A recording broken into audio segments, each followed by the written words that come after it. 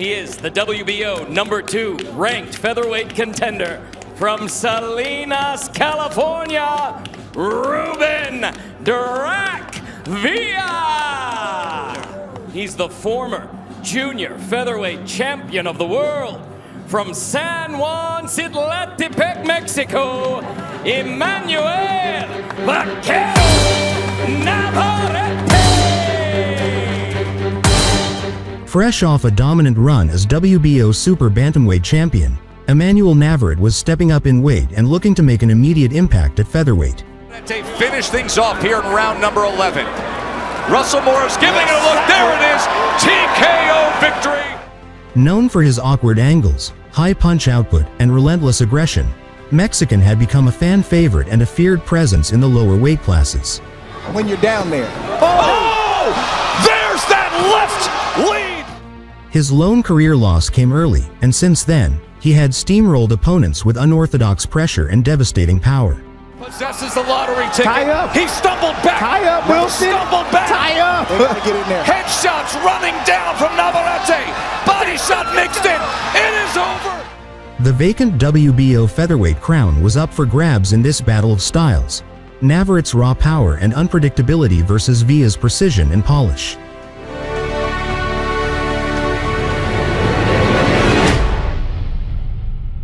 In moments and in spots where your opponent likes to be, and you have to beat them there as well. Fighters say, hey, I want to box. There's times when Villa's going to have to fight with the right amount of time to get his respect so he can't go back and box like he wants to.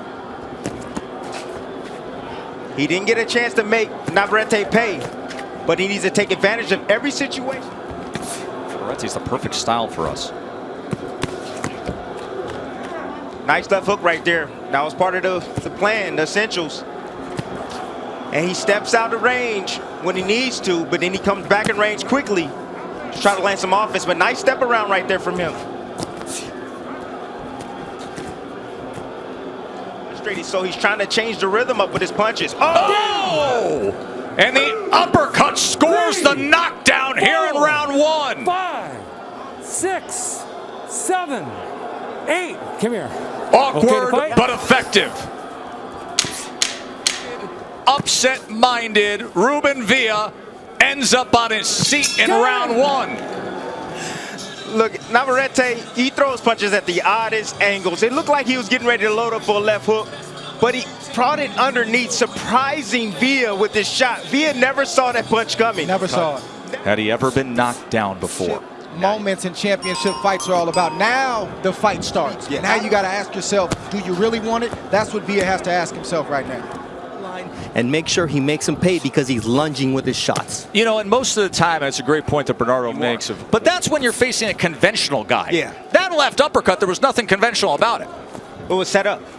He got him used to the hook. He was throwing the hook, and then he just changed the angle of the punch. Came right. Navarrete switch hitting, looking for that.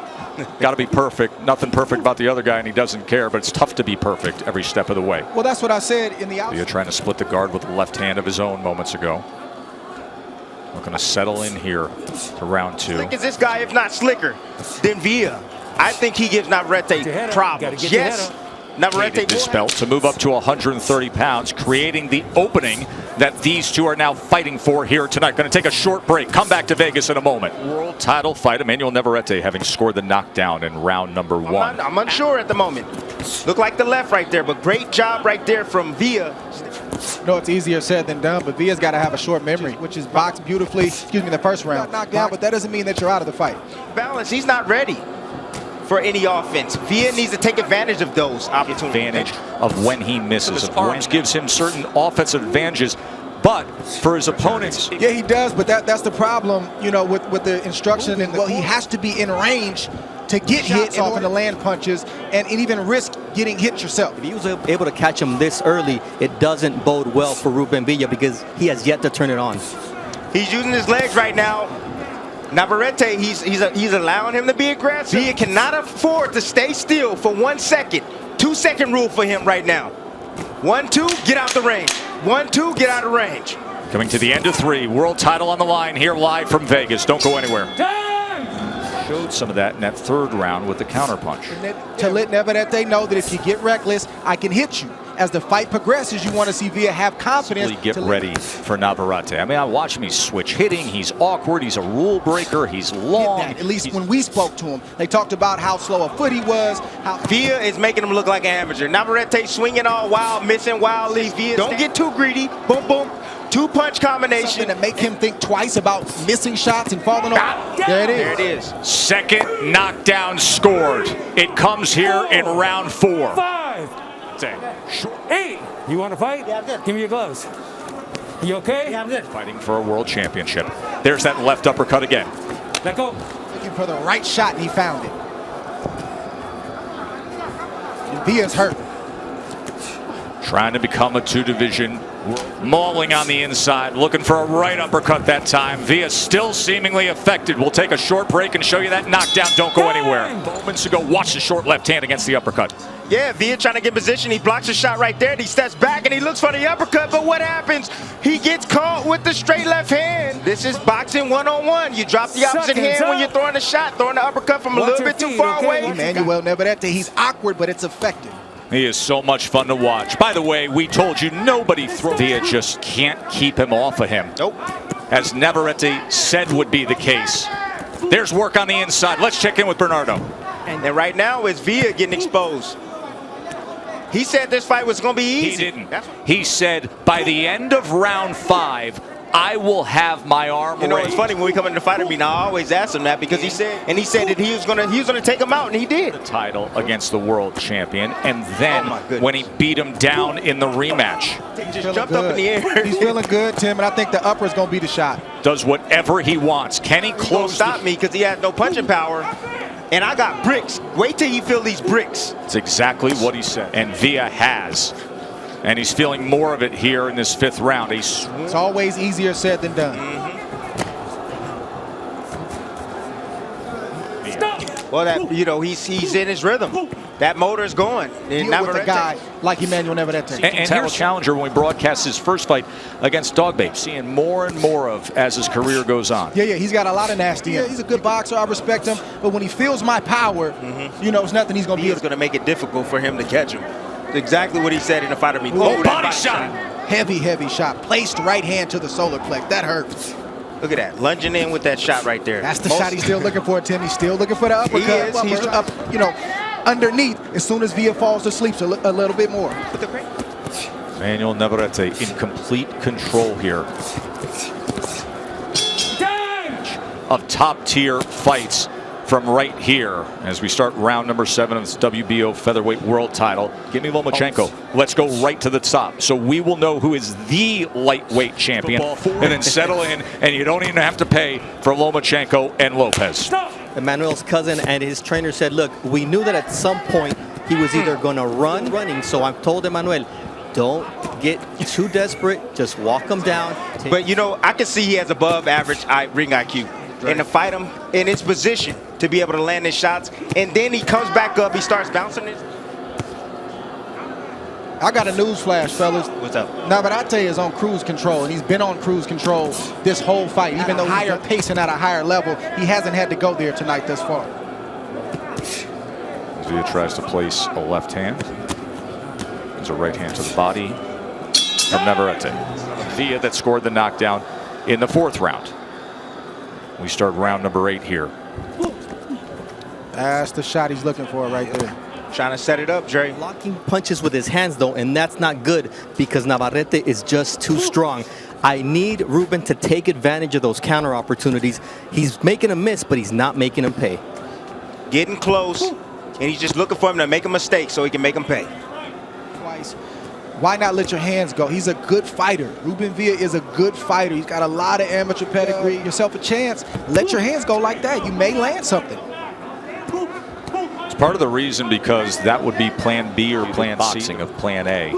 And now that's got to go out the window with the hole you're in. For Shakur Stevenson, young U.S. Olympian who is a blossoming superstar, had this. Everybody expects him to soon fight for a world title there as well. In the game, he's letting his hands go. Just like that. Much better round for Ruben Villa.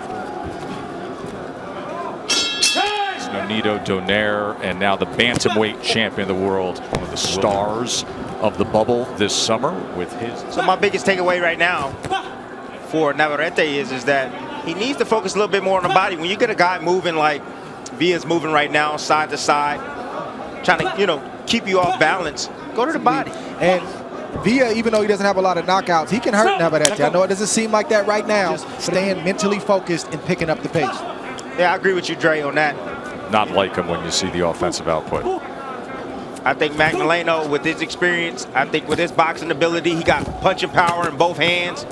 I think he has the punching power that can hurt a guy like Navarrete. Windmill right hand uppercuts that basically starts below the hip and ends at the ceiling.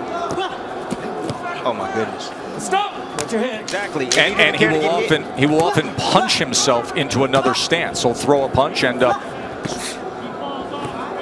Cortez, he's landing the right shot, but he needs to find it perfect. He's getting hit with shots that he's not expecting, and to not open up with his full offensive arsenal. There's a good example of what Navarrete will eat up. And respect to Villa, because he's way down on the cards. He's getting outclassed, getting outgunned, and he's Muscle. I think the power, the punching power of Navarrete has been the difference in this fight. That he doesn't see. He goes down.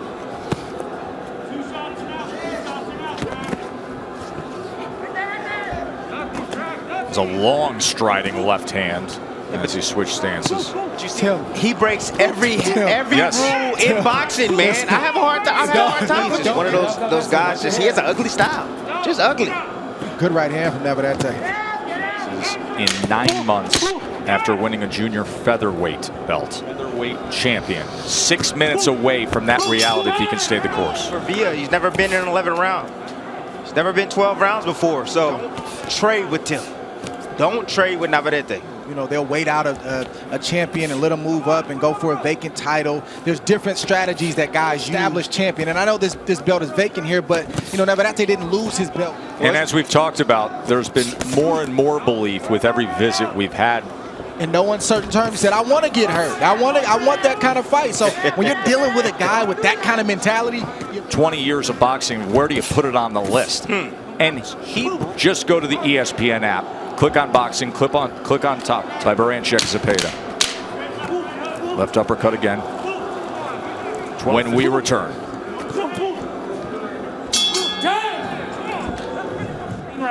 12th and final round here. Ruben Villa settled in. Behind on the scorecards, big. Now it's his chance now. He got to try to knock out Navarrete. Anything can happen in boxing. But when he goes back, he's going to see so many opportunities.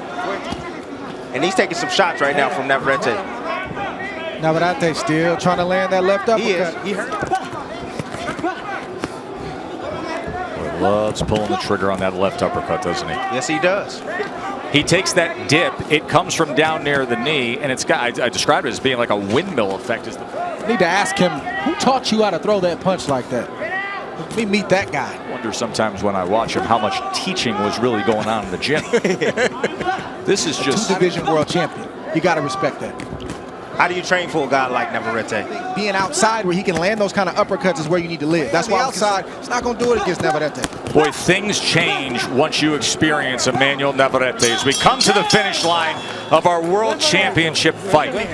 And then you got to deal with reality. And the reality tonight for Villa is that, you know, because he makes a lot of mistakes in there, but the power is what makes up his mistakes. That is what carries Navarrete normally to victory. Being an inexperienced fighter, didn't have anything other than just box. Said I knew that from the beginning because I told you guys he's a great boxer, and that's exactly what he did. He used his skills, and once he felt the power, I told you he was going to start moving even more, and he started to get on his bike, move around the ring. I couldn't get the knockout, but the most important thing is I came away with the victory, and I'm now a two-division world champion. For your winner by unanimous decision and new WBO featherweight champion of the world, Emanuel